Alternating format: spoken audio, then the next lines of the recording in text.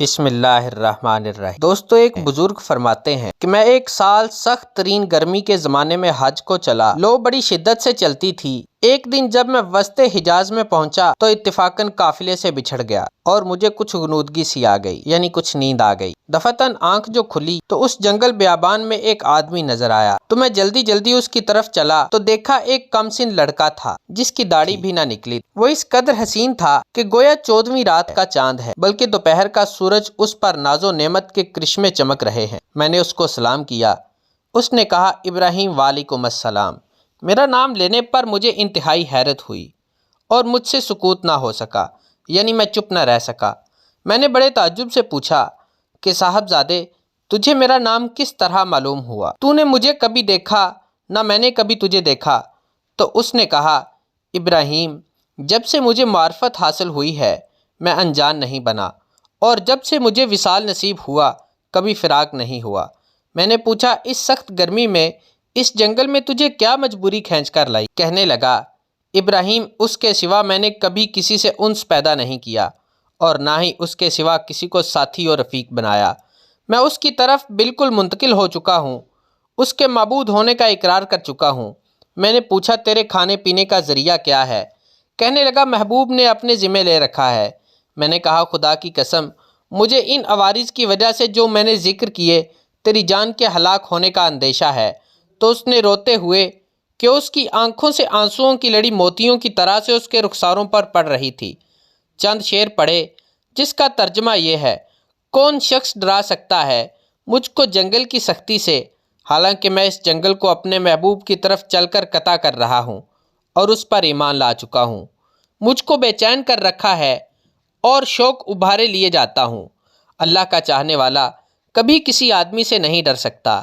اگر مجھے بھوک لگے گی تو اللہ کا ذکر میرا پیٹ بھرے گا اور اللہ کی حمد سے میں پیاسا نہیں ہو سکتا، اور اگر میں ضعیف ہوں تو اس کا عشق مجھے حجاز سے خراسان تک، یعنی یورپ سے پچھم تک لے جا سکتا ہے۔ تو میرے بچپن کی وجہ سے مجھے حقیر سمجھتا ہے، اپنی ملامت کو چھوڑ، جو ہونا تھا ہو چکا۔ میں نے پوچھا، تجھے خدا کی قسم اپنی صحیح عمر بتا کیا ہے؟ کہنے لگا، تو نے بڑی سخت قسم مجھے دے دی جو میرے نزدیک بہت ہی بڑی ہے، میری عمر 12 برس کی ہے۔ پھر وہ کہنے لگا، ابراہیم، تجھے میری عمر پوچھنے کی کیا ضرورت پیش آئی؟ میں نے کہا، مجھے تیری باتوں نے حیرت میں ڈال دیا۔ کہنے لگا، اللہ کا شکر ہے، اس نے مجھے بہت نعمتیں عطا فرمائی، اور اللہ کا فضل ہے کہ اس نے اپنے بہت سے مومن بندوں سے افضل بنایا۔ ابراہیم کہتے ہیں کہ مجھے اس کے حسن و صورت، حسن سیرت اور شیریں کلام پر بڑا تعجب ہوا۔ میں نے کہا، سبحان اللہ، حق تعالی شانہ نے کیسی کیسی صورتیں بنائی ہیں۔ اس نے تھوڑی دیر نیچے کو سر جھکا لیا، پھر اوپر کی طرف نظر اٹھا کر بہت ترچھی اور کڑوی نگاہ سے مجھے دیکھا اور چند شعر پڑھے جن کا ترجمہ یہ ہے، اگر میری سزا جہنم ہو تو میرے لیے ہلاکت ہے، اس وقت میری یہ رونق اور خوبصورتی کیا بنائے گی؟ اس وقت میری ساری خوبیوں کو عذاب عیبدار بنا دے گا اور جہنم میں طویل عرصہ تک رونا پڑے گا۔ اور جبار جل جلالہ یہ فرمائے گا، اور بدترین غلام تو میرے نافرمانوں میں ہے۔ تو نے دنیا میں میرا مقابلہ کیا، میری حکم عدولی کی، تو میرے عہد و پیمان کو بھول گیا تھا یا میری قیامت کی ملاقات کو بھول گیا تھا؟ اے ابراہیم، تو اس دن دیکھے گا کہ فرما برداروں کے منہ 14ویں رات کے چاند کی طرح چمک رہے ہوں گے، اور حق تعالی شانہ اپنے اوپر سے انوار کے پردے ہٹا دیں گے، جس کی وجہ سے یہ فرما بردار اس پاک ذات کی زیارت سے ایسے محبوط ہو جائیں گے کہ اس کے مقابلے میں ہر نعمت اور ہر راحت کو بھول جائیں گے، اور حق تعالی ان فرما برداروں کو ہیبت اور خوشنودی کا لباس پہنائیں گے اور ان کے چہروں کی رونق اور شادابی عطا ہوگی۔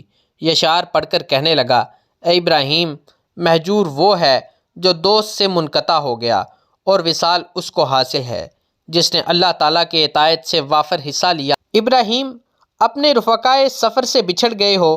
میں نے کہا، ہاں، میں ایسے ہی رہ گیا۔ تجھ سے اللہ کے واسطے سوال کرتا ہوں کہ تو میرے لیے دعا کرے کہ میں اپنے ساتھیوں سے جا ملوں۔ میرے اس کہنے پر اس لڑکے نے آسمان کی طرف دیکھا اور کچھ آہستہ آہستہ زبان سے کہا کہ مجھے اس کے ہونٹ حرکت کرتے ہوئے معلوم ہوئے۔ اس وقت مجھے دفعتاً نیند کا جھونکا سا آیا یا بے ہوشی سی ہوئی۔ اس سے جو میں نے افاقہ پایا تو قافلے کے بیچ اونٹ پر اپنے آپ کو پایا، اور میرے اونٹ پر جو میرا ساتھی تھا وہ مجھ سے کہہ رہا تھا ابراہیم ہوشیار رہو، سنبھلتے رہو، ایسا نہ ہو اونٹ پر سے گر جاؤ۔ اور اس لڑکے کا مجھ کو کچھ پتہ نہ چلا کہ وہ آسمان پر اڑ گیا یا زمین کے اندر اتر گیا۔ جب ہم سارا راستہ طے کر کے مکہ مکرمہ پہنچے اور میں حرم شریف میں داخل ہوا تو کیا دیکھتا ہوں کہ وہ لڑکا کعبہ شریف کا پردہ پکڑے ہوئے رو رہا ہے اور چند شعر پڑھ رہا ہے، جن کا ترجمہ یہ ہے: میں کعبہ کا پردہ پکڑ رہا ہوں اور بیت اللہ کی زیارت بھی کر رہا ہوں، لیکن دل میں جو کچھ ہے اس کو اور راز کی بات کو تو خوب جانتا ہے۔ میں بیت اللہ کی طرف چل کر آیا ہوں، کہیں سوار نہیں ہوا، اس لیے کہ میں باوجود اپنی کم سنی کے فریفتہ عاشق ہوں۔ میں بچپن ہی سے تجھ پر مرنے لگا ہوں، جبکہ میں عشق کو جانتا بھی نہ تھا، اور اگر لوگ ملامت کریں کسی بات پر تو میں ابھی عشق کا طفل مکتب ہوں۔ اے اللہ، اگر میری موت کا وقت آ گیا ہو تو شاید میں تیرے وصل سے بہرہ یاب ہو سکوں۔ اس کے بعد وہ بے اختیار سجدہ میں گر گیا اور میں دیکھتا رہا۔ اس کے بعد میں اس کے پاس گیا اور اس کو ہلایا تو وہ انتقال کر چکا تھا۔ ابراہیم کہتے ہیں کہ مجھے اس کے انتقال کا بڑا صدمہ ہوا اور میں وہاں سے اٹھ کر اپنی قیام گاہ پر آ گیا اور اس کے کفن دینے کے لیے کپڑا لیا اور مدد کے لیے ایک دو آدمی ساتھ لیے اور وہاں پہنچا جہاں اس کو مردہ چھوڑ کر آیا تھا، تو اس کی لاش کا کہیں پتہ نہ چلا۔ وہاں دوسرے حاجیوں سے دریافت کیا مگر کسی کو پتہ نہ تھا۔ کسی نے اس کو دیکھا تو میں سمجھا کہ اللہ تعالیٰ نے اس کو لوگوں کی آنکھوں سے پوشیدہ فرما رکھا تھا۔ میں وہاں سے اپنے قیام گاہ پر واپس آ گیا اور مجھے کچھ غنودگی سی آ گئی۔ میں نے اس کو خواب میں دیکھا کہ وہ ایک بہت بڑے مجمع میں ہے اور سب سے پیش پیش ہے، اور اس قدر اس کا چہرہ چمک رہا ہے اور ایسے عمدہ جوڑے میں ہے کہ ان کی صفت بیان میں نہیں آ سکتی۔ میں نے اس سے پوچھا کہ تو وہی لڑکا ہے؟ کہنے لگا میں وہی ہوں۔ میں نے پوچھا کیا تیرا انتقال نہیں ہوا؟ تو اس نے کہا کہ ہاں ہو گیا۔ میں نے تجھے تجہیز و تکفین کے لیے بہت تلاش کیا، کہیں پتہ نہ چلا۔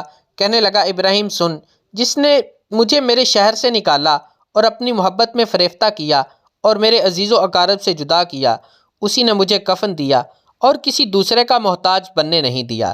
میں نے پوچھا کہ حق تعالیٰ نے مرنے کے بعد تیرے ساتھ کیا معاملہ کیا؟ تو اس نے کہا کہ اللہ نے مجھے اپنے سامنے کھڑا کیا اور فرمایا کہ تو کیا چاہتا ہے؟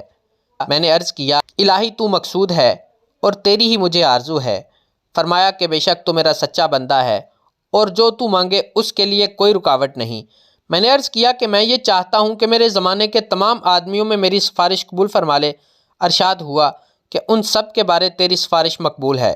ابراہیم کہتے ہیں کہ اس کے بعد لڑکے نے خواب میں مجھ سے رخصتی مصافحہ کیا اور میں نیند سے بیدار ہو گیا۔ میں نے حج کے جو ارکان باقی تھے وہ پورے کیے، مگر اس لڑکے کی یاد سے اور اس کے رنج سے میرے دل کو قرار نہ تھا۔ میں حج سے فارغ ہو کر واپس ہوا، لیکن حالت یہ تھی کہ راستے میں سارے قافلے والے یہ کہتے تھے کہ ابراہیم تیرے ہاتھ کی مہک سے ہر شخص حیران ہے کہ کیسی خوشبو آ رہی ہے۔ اور اس واقعے کے نقل کرنے والے کہتے ہیں کہ مرنے تک ابراہیم کے ہاتھوں میں سے وہ خوشبو آتی رہی،